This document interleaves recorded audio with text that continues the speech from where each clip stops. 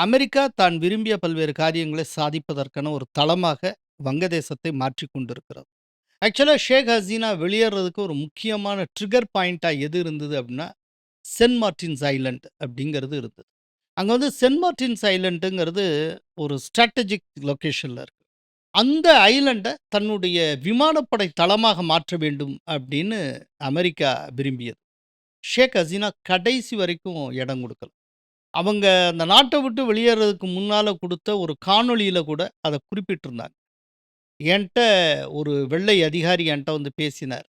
"இந்த send Martin's ஐலேண்ட எங்களுக்கு விமானப்படை தளமா பயன்படுத்திக் கொள்ள நீங்கள் தந்தால், இந்த தேர்தல் சுமூகமாக இருக்கும்.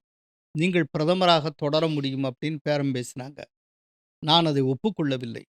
அவருடைய டெர்ம்ஸ் அண்ட் கண்டிஷன்ஸ நான் ஒப்புக்கொண்டிருந்தால், இன்றைக்கு எனக்கு இந்த கதி வந்திருக்காது அப்படின்னு அவங்க சொல்லியிருந்தாங்க. அந்த வெள்ளை நிற அதிகாரி நிச்சயமா அமெரிக்கன் அஃபிஷியலா தான் இருக்கும். இந்த சென்ட் மார்ட்டின்ஸ் ஐலேண்ட் இதெல்லாம் நான் சொல்றதுக்கும், இப்போ மோடி மீதான கொலை முயற்சிக்கும் ஒரு கிளியர் கட் சம்மந்தம் உண்டு. அதத்தான் நான் இங்க சொல்லப் போறேன். அதாவது ஆகஸ்ட் 31ஆம் தேதி டாக்கால இருக்கக்கூடிய டாக்கா வெஸ்டின் அப்படிங்கிற ஒரு ஹோட்டல்.